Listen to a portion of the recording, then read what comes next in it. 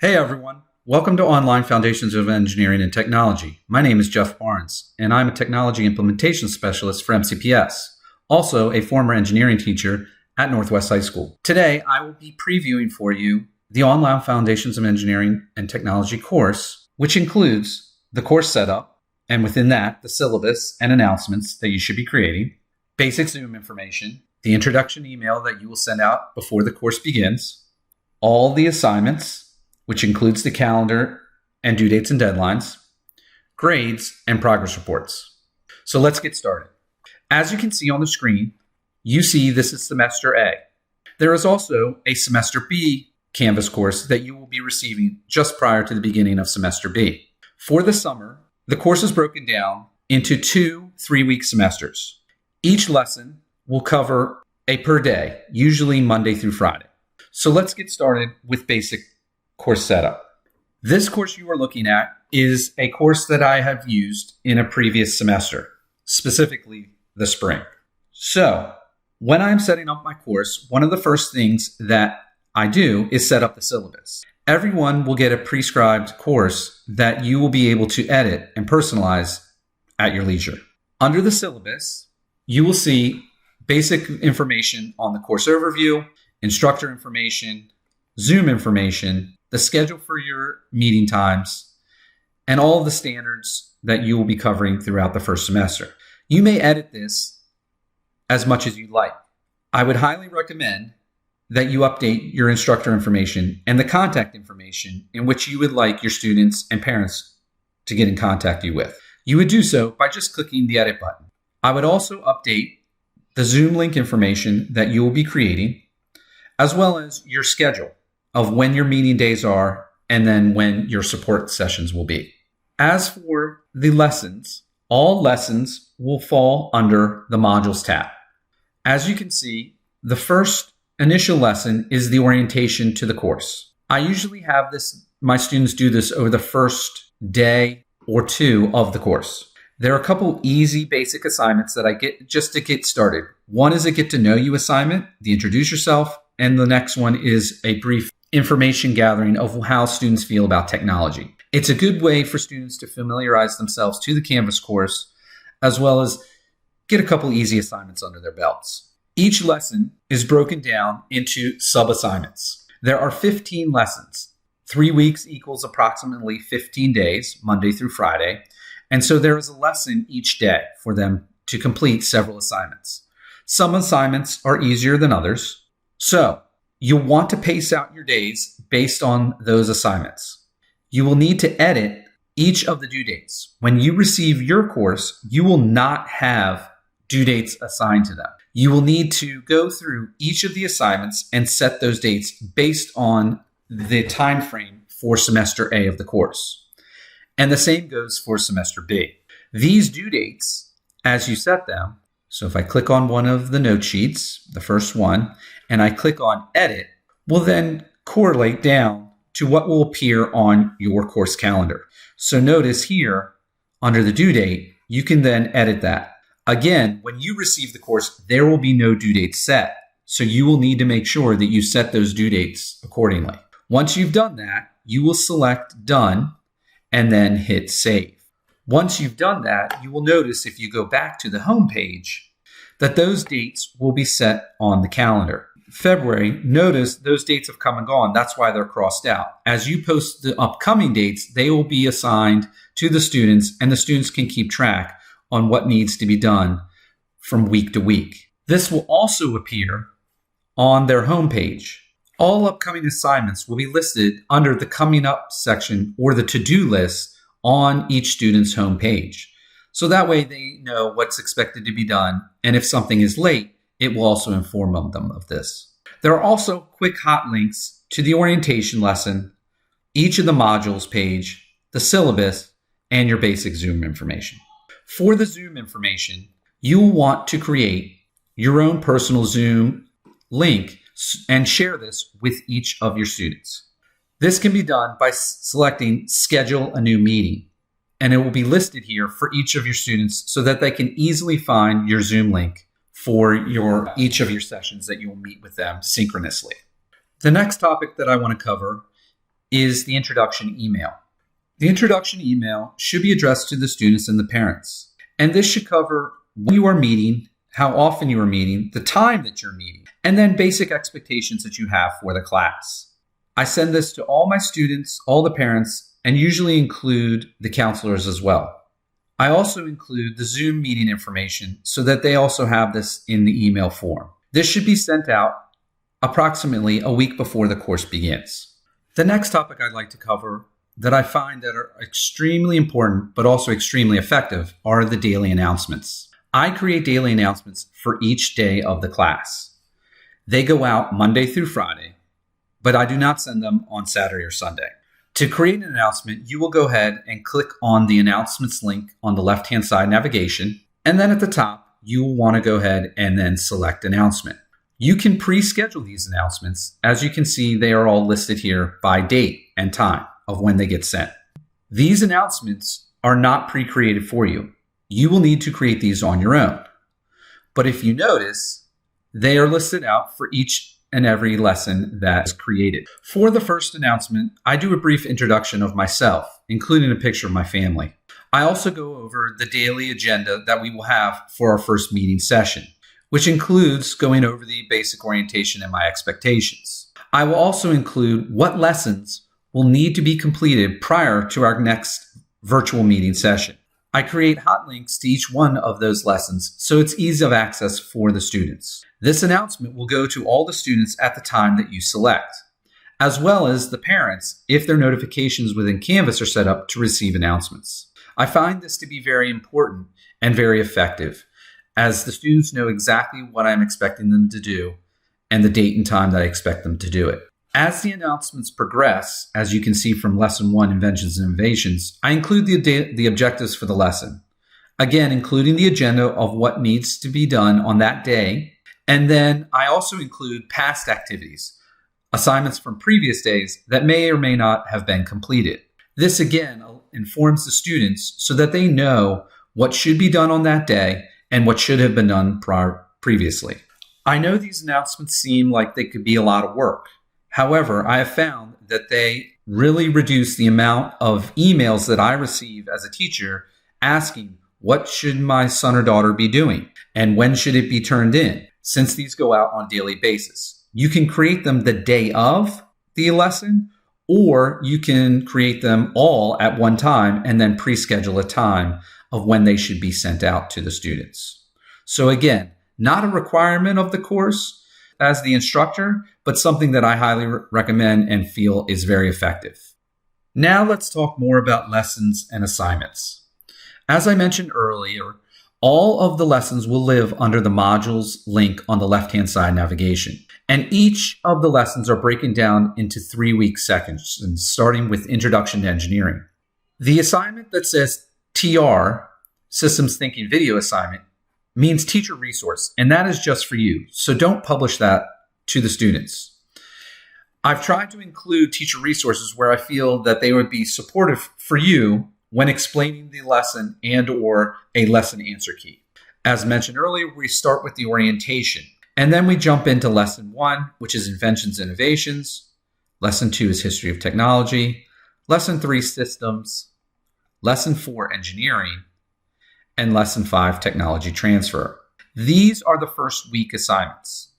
You can publish as many assignments as you want previously to when the semester starts. Or you can also hide those assignments so that the students will slowly have access to them as you proceed. This decision is completely up to you. Some students, you will notice, will get far ahead if you release those assignments, and some students you'll notice that might take them a little bit longer to complete assignments.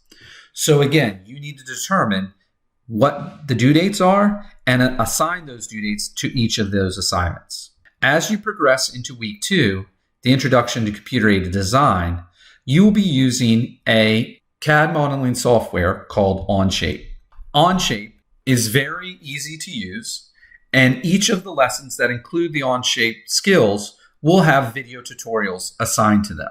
As I click on Lesson 6.2, Onshape Sketching and Extruding Tutorial, I go ahead and preview this with the students. in one of the virtual synchronous sessions that we will have. I walk them through how to create an Onshape account. You will also need to do this ahead of time. I suggest using your @mcpsmd.net account, your Google account, to create your account for Onshape.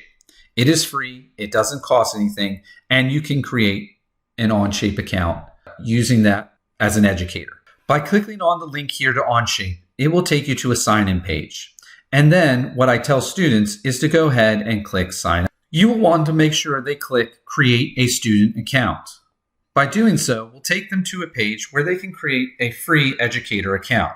You'll want to walk them through by placing their first name, last name, and using their mcpsmd.net email account, and walking through each of the stages. This only takes a few minutes, but students must verify their account using their mcpsmd.net accounts in order to access their Onshape. Once they've accessed their Onshape, it will then take them to the home page.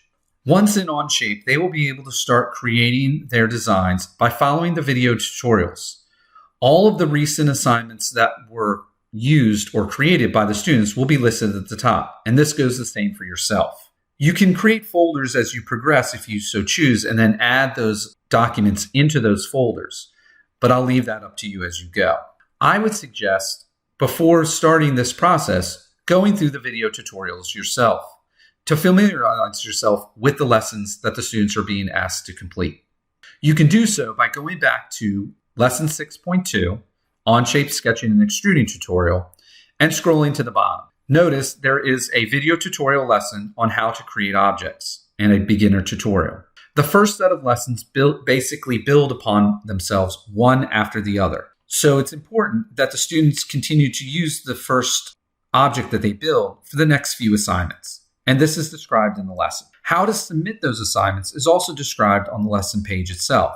And again, I ask that you should probably familiarize yourself with how to submit assignments using Onshape. So that way it'll make for easy grading on your end when it's time to grade those assignments. Most of week 2 is the students completing various CAD modeling exercise assignments to familiarize themselves with the features of Onshape. Once they get to week 3, they will begin the Virtual Design Challenge project. This is a project that I have students work in groups virtually to solve a problem. And this also introduces the students to the design process. I highly recommend that you prescribe the groups ahead of time. So have a good idea of who's going to be in what group and keep a record of that on a spreadsheet. That way students are able to communicate with one another, but also you know who should be communicating with one another. In the beginning of the Virtual Design Army Person Challenge project, I have an introductory page here that goes through each of the assignment. But then for the final week, it breaks down each of those assignments into smaller parts. I'm going to take a few minutes to go through this project with you now so that you have a basic understanding of how I set it up. I emphasize to each group that communication is key, and there are several pieces of equipment that they're going to need to use in order to complete the project. These materials the students usually have around their house. However, there might be some that they might need to go get at the store. However, as well, I also tell them if they have a replacement material that they can also substitute one of these materials in for another. But I ask them to communicate that to you prior to them doing so. So be on the lookout for that information. Also, because this is a virtual project, I only make one person in the group build the actual vehicle.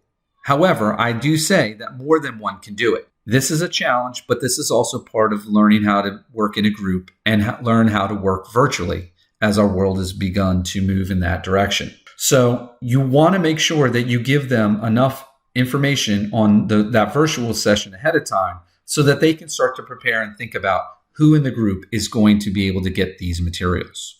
In this assignment, what they're being asked to do is to design a vehicle that will move from the floor to the wall in an angle pattern up a string, and they will need to design that vehicle to do so using the balloon.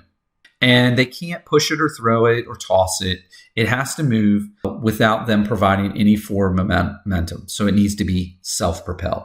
There's a criterion constraints list of things they can use and can't use, so they need to make sure that they're following that information, as well as going through each of the procedures. The procedure of the lesson is broken down throughout the entirety of the weeks, so it's not that they have to do this all at once. So it's important that you kind of preview this with them, but that they are going back to each assignment and reading through and making sure that they understand what is being expected of them and what is expected of each member of the group.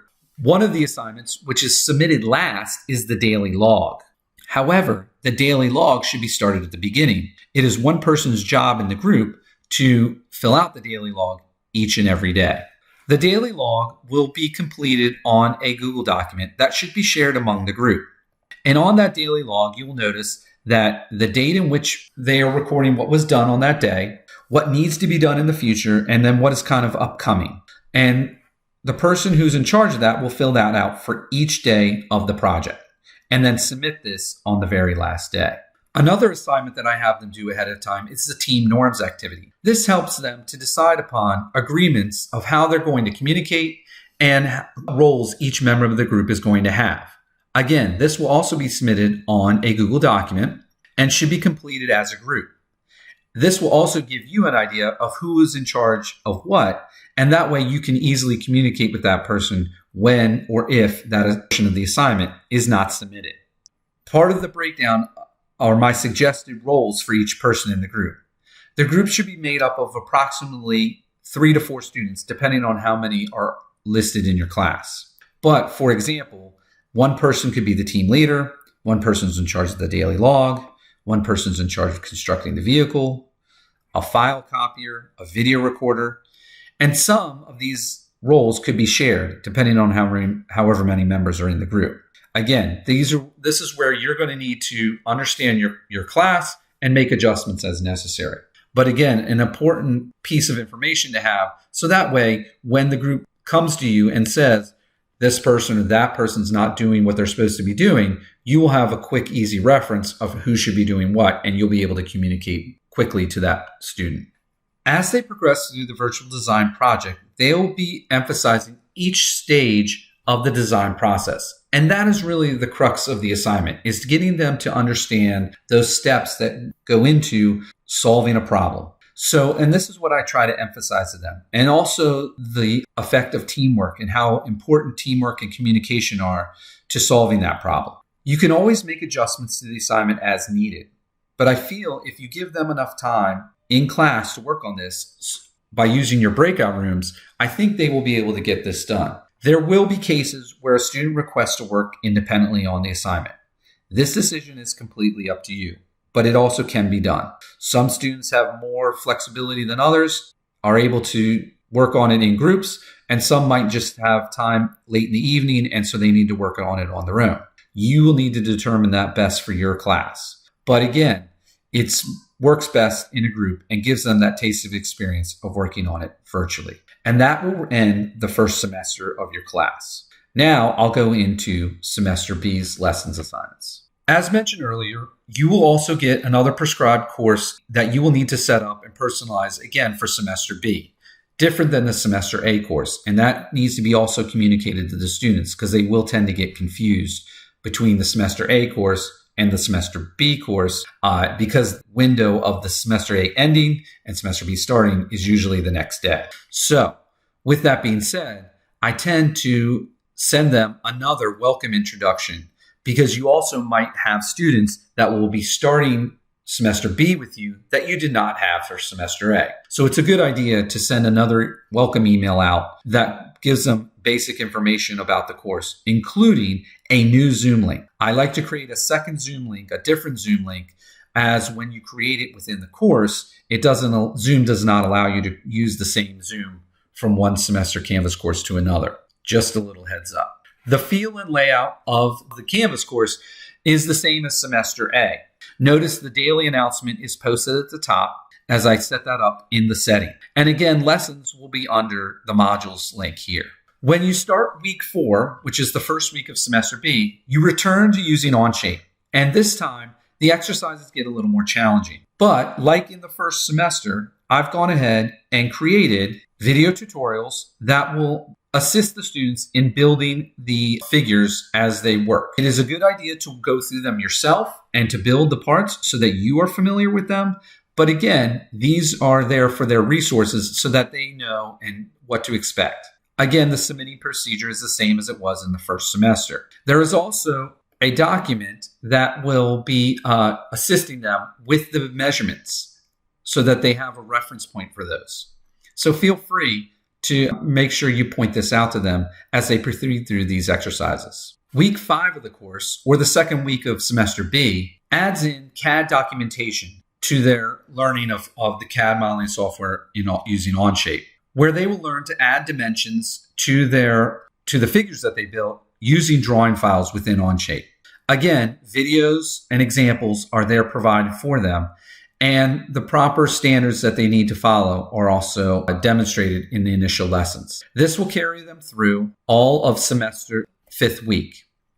The last week of the course is all about the reverse engineering project. This project, similar to the virtual design project, concludes the semester. However, this is an individual project that I assigned to the students. They will need to pick an object that can be broken down into 3 parts, a minimum of 3 parts. This project, again, has an introduction page that describes the entirety of the project. It is broken down into a visual analysis, a functional analysis, and a structural analysis. When they are selecting a project, it is important that you communicate to the students to not choose something that is overly difficult to design, and also can be broken down into 3 individual parts. So make sure it's something that they don't mind not breaking, but slightly taken apart that could have the potential of a slight deformation. So again, I try to tell them to keep it simple. They're going to need a ruler, a camera, usually they will use their phones, and drawing paper in order to redesign and complete the assignment.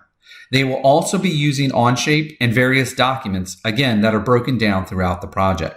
Please make sure you preview each one of the activities ahead of time so you can explain this in detail as you go through during your virtual meetings with the students. All resources and documents are linked on the introduction page, but when you go back to the lessons, you'll see it all broken down there as well. For this project, since it is the culminating activity of the course, the Onshape lessons don't have video examples of what they should do, but yet just examples of how to get started, not of any particular product.